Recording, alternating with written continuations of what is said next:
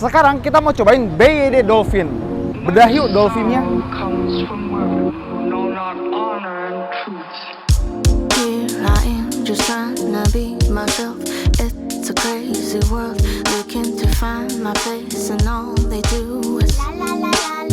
Pertama-tama, buat yang penasaran sama harga mobil ini, mohon maaf, banderolnya ya dirahasiakan. Jadi BYD belum mau kasih tahu berapa harganya. Apa boleh buat? Kita bahas mobilnya aja. BYD Dolphin ini adalah mobil yang seukuran sama Toyota Yaris atau Honda City. Jadi dia ada di kelas hatchback. Dan mukanya sebenarnya cukup menarik ya, tapi nggak terlalu asing. Jadi mudah diterima ke selera semua orang. Lampu depan full LED, grill bagian depan ditutup, ada tulisan BYD. Dan di bawah ada ventilasi buat mendinginkan motor, baterai, dan sistem pendinginannya. Mobil ini pakai pelek 17 inci dan dia pakai ban yang mereknya cukup asing, Linglong. Ini mereknya agak meragukan nih. Sekarang kita cobain duduk di belakang BYD Dolphin. Tinggi gue 178, ruang kepala cukup oke, ruang kaki juga cukup oke. Paling ini pahanya agak ngangkat dikit, tapi kalau kita selonjorin, kaki kita bisa masuk ke bawah jok depan. Nah, kalau pengen ngecas, ada USB Type A sama Type C. Berarti kalau di total, di mobil ini ada 4 port USB. 2 Type A, 2 Type C, sama ada 1 12 volt power outlet di bagian depan. Nah, di sini ada kantong banyak banget, 3, 2 kecil 1 gede, 2 kecil 1 gede, bagus. Jok belakang sebenarnya sandarannya itu nggak bisa direbahin, tapi ini udah cukup rileks. Paling kalau misalnya kita boleh kasih masukan, coba ada AC belakang, soalnya dari tadi ini agak panas ya. Sama meskipun ruang belakangnya lumayan ya, bagasinya tidak selega mobil listrik yang mungkin harusnya sepantaran dari mobil ini, baik secara kelas maupun secara harga, meskipun kita belum tahu harganya ya.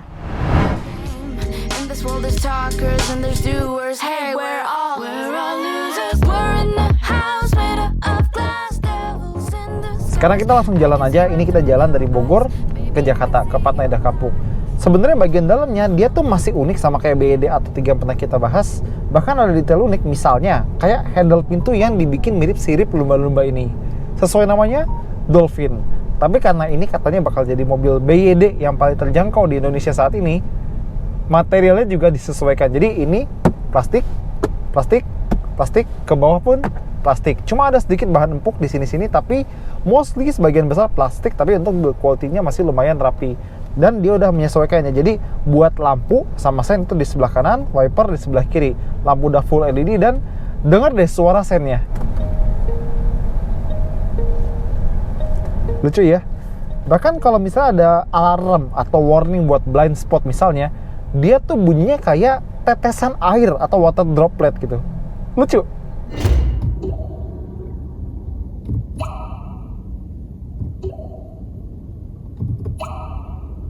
Sama juga kayak si BYD atau 3 yang udah kita cobain kemarin, dia punya layar tengah yang bisa muter-muter. Jadi bisa vertikal, bisa juga horizontal. Tapi ada tapinya. Kalau misalnya kita konekin HP kita, misalnya kita lagi pengen konekin Android Auto gitu ya. Android Auto itu cuma bisa di mode layar yang horizontal atau landscape kayak begini. Kita udah coba masukin ke portrait, dia nggak akan bisa. Tapi kita belum coba apakah mobil ini punya Apple CarPlay atau enggak. Tapi kalau menilik sama standarnya BYD atau kemarin, harusnya mobil ini cuma punya Android ya, nggak punya Apple. Di bawahnya ini ada tempat buat nyimpen, tapi terbuka ya. Dan ini tuh bukan wireless charger, ini cuma tempat gitu aja udah, nggak ada charger atau apa. Dan di belakangnya ada tombol yang kalau boleh kita bilang ini agak sedikit gini deh. Kalau misalnya ngelihat kayak gini, kita pikir ini dipencet, padahal nggak, ini di scroll sedikit ke atas atau ke bawah. Dan untuk beberapa tombol kayak misalnya volume itu agak sedikit goyang-goyang. Ini butuh pembiasaan sih. Dan paling cuma bagian sini doang yang agak disayangkan, lainnya build quality ini oke. Ada buat AC, auto climate control, hazardnya juga disenggol ya, bukan ditekan. Buat regenerative braking cuma 2, standar sama high. Terus ada mode salju yang nggak tahu kapan kepake. Dan mode berkendara ada 3, normal, eco, sama sport. Dan ini buat transmisinya, mundur, maju, P-nya di bagian samping.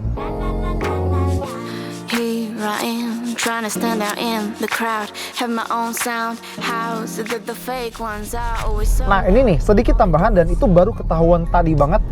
Tadi itu kita nggak sengaja jalan dengan pintu bagasi yang nggak tertutup sempurna, jadi agak renggang dikit, ada kendor dikit. Tapi nggak ada notif apa-apa di instrumen sama di tengah sini. Tapi jadi pas kita ngesen, kamera 360-nya kan nyala, itu ada tanda merah di bagian bagasi dan kita pikir ini bagasi belum ketutup apa ya. Dan ternyata kita iseng berhenti bentar, nyalain hazard, dan bener dong, bagasinya masih agak kendor, belum rapat. Jadi gua rasa mungkin ini harusnya ada warningnya ya, entah indikator di instrumen atau bunyi. Biasanya di mobil lain begitu sih. Dan ngomong-ngomong soal kamera 360, ya mobil ini punya kamera 360 yang bagus, jernih dan responsif, dan kita bisa lihat gambar 3D dari si BYD Dolphin ini. Sama di sini ada cup holder, ada 3 switch lagi buat electronic parking brake, buat stability control, sama buat auto brake hold. Ya, mobil ini punya auto brake hold. Di belakangnya ada wireless charger, dan ini tuh bukan kantong.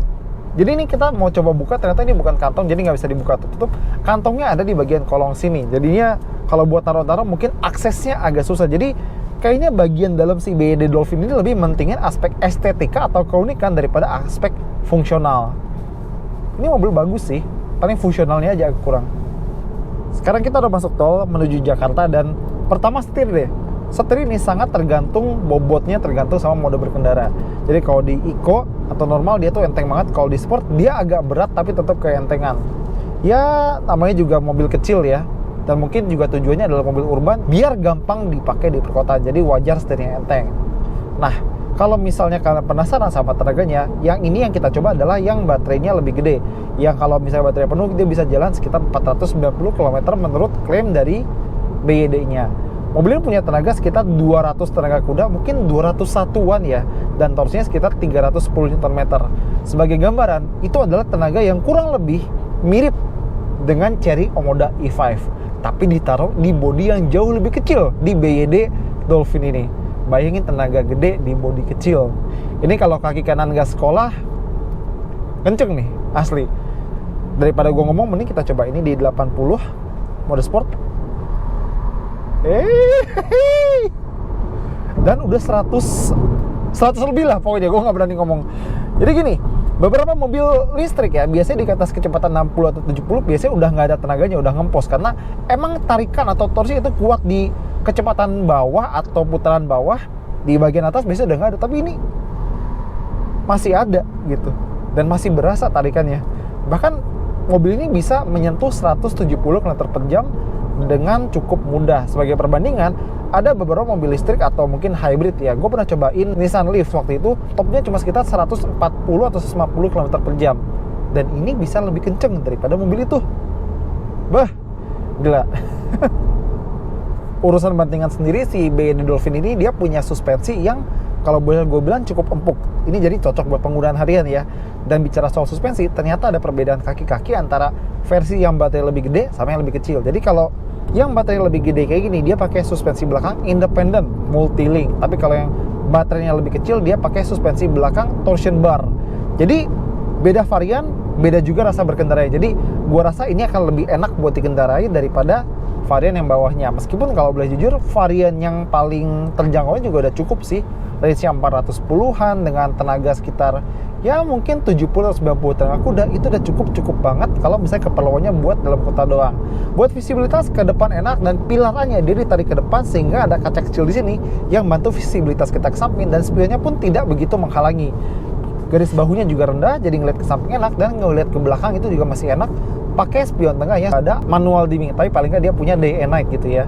Terus kalau misalnya suara bannya sih jujur masuk. Ini di kecepatan 88 dan ini suara bannya masuk.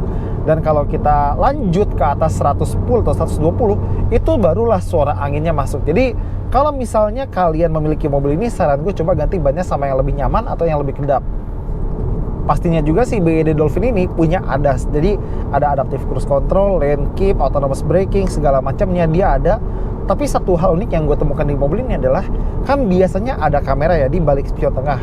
Begitu gue lihat lebih detail, ternyata bagian sini ada kayak lubang yang harusnya kayak buat kamera tapi ditutup plastik. Apakah ini buat kita retrofit dashcam sendiri atau gimana? Gue nggak tahu. Dan mungkin di dalam plastik itu ada koneksi USB-nya ya.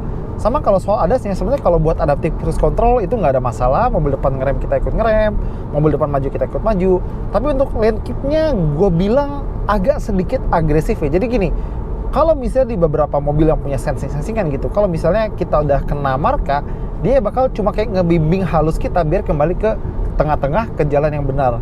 Kalau ini agak sedikit kuat gitu ya interupsinya dari setirnya.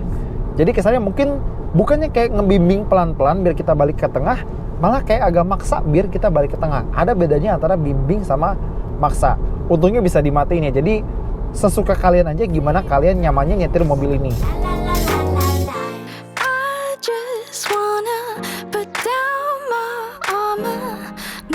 Oke, kita udah sampai di Jakarta dan ternyata mobil ini punya bunyi sen yang beda antara belok kiri sama kanan. Ini kiri.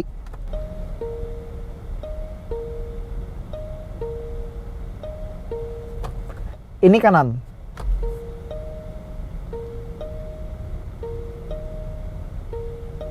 Ya, jadi antara bunyi kiri sama kanan tuh dibalik ya. Dan ini adalah mobil yang hampir semua menu AC-nya ada di layar sentuh. Aduh, banyakin tombol lah. Seimbangkan jumlah antara menu di layar dengan menu di tombol. Itu baik. Ya, akhirnya kita udah nyobain BYD Dolphin ini. Jadi, apa yang kita tangkap adalah dia berusaha menjadi sebuah city car yang ideal. Bentuk ringkas, desain menarik, bisa masuk ke selera semua orang, nyetirnya nyaman, kabin depan belakang oke, baterainya udah lebih dari cukup buat yang 490 km ini. Bahkan bisa juga buat luar kota. Dan kenceng, 200 tenaga kuda di bodi sekecil ini. Tapi, tetap ada catatan. Adasnya bawel, BYD, bawel ya dirimu. Bagasinya juga nggak seberapa lega dan fungsionalitasnya belum maksimal. Dia masih lebih mementingkan keunikan daripada fungsionalitas. Tapi baik lagi, kita belum tahu harganya, jadi kita belum bisa bilang apakah mobil ini worth atau tidak. Kita tunggu aja begitu harganya keluar. Oke, thank you aja, itu aja dari kita. Thank you udah nonton, jangan lupa jempolnya, komentar, dan subscribe.